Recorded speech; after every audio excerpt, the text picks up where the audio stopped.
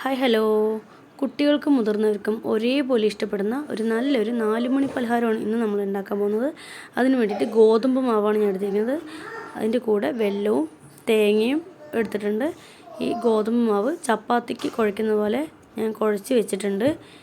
ഇനി വെല്ലം ഒരു ജാറിലേക്ക് ഇട്ടിട്ട് ഒന്ന് പൊടിച്ചിട്ടിടുക. എന്നിട്ട് അത് ഒന്ന് ക്രഷ് ചെയ്തെടുക്കുക. ഇതുപോലെ തേങ്ങ ഞാനതുപോലെ ഒന്ന് ക്രഷ് ചെയ്തെടുത്തിട്ടുണ്ട്. അപ്പോൾ തേങ്ങ നമുക്ക് ചിരവിയിൽ പൊടിയായി ചിരവിയാലും മതി. പക്ഷെ ഞാൻ ജാറിലിട്ടൊന്ന് ചതക്കുകയാണ് ചെയ്തത്. എന്നിട്ട് ഈ രണ്ടും നല്ലപോലെ ഒന്ന് മിക്സ് ചെയ്യുക.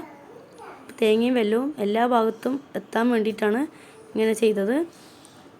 ഇനി കഴുകി വെച്ചിരിക്കുന്ന ഒരു ഇല എടുക്കുക. എന്നിട്ട് നമ്മുടെ മാവ് ഒരു ഉരുള മാവ് എടുത്തിട്ട് വെച്ചെടുക്കുക.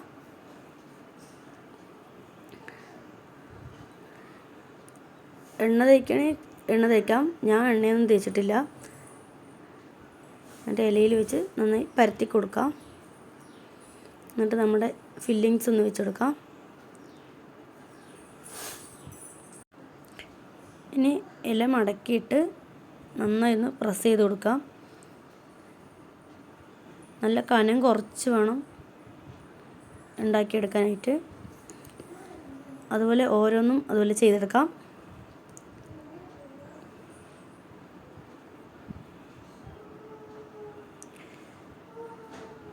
കനം കുറച്ച് ചെയ്യുമ്പോഴാണ് നമുക്ക് വേവിക്കുമ്പോൾ എല്ലാ ഭാഗവും നന്നായി വെന്ത് കിട്ടുള്ളൂ. ഇല്ല വെച്ചാൽ ചില ഭാഗങ്ങൾ വേവില്ല. അതായത് നമ്മൾ മുകളിലേക്ക് വയ്ക്കുമ്പോൾ ചില ഭാഗങ്ങൾ അത് നടുക്ക് ഭാഗം വേവില്ല. നമുക്ക് ഇഡലി പാത്രം എടുക്കാം. അതിലേക്ക് കുറച്ച് വെള്ളം ഒഴിച്ചിട്ട് നമുക്ക് ആവി വയ്ക്കാം.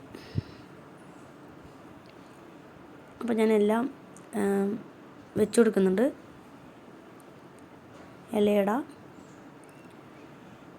നമുക്കൊന്ന് മൂടി വെച്ചിട്ട് ഒരു 10 മിനിറ്റ് നേരം വരെ വേവിച്ചെടുക്കാം.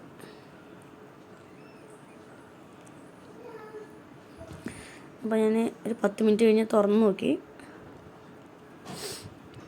എല്ലാം നന്നായി വന്നിട്ടുണ്ട്. അപ്പോൾ ഓരോന്നോരോന്ന് നമുക്ക് ഒരു കാസറോളിലേക്ക് മാറ്റാം. നല്ല ചൂടാണ്.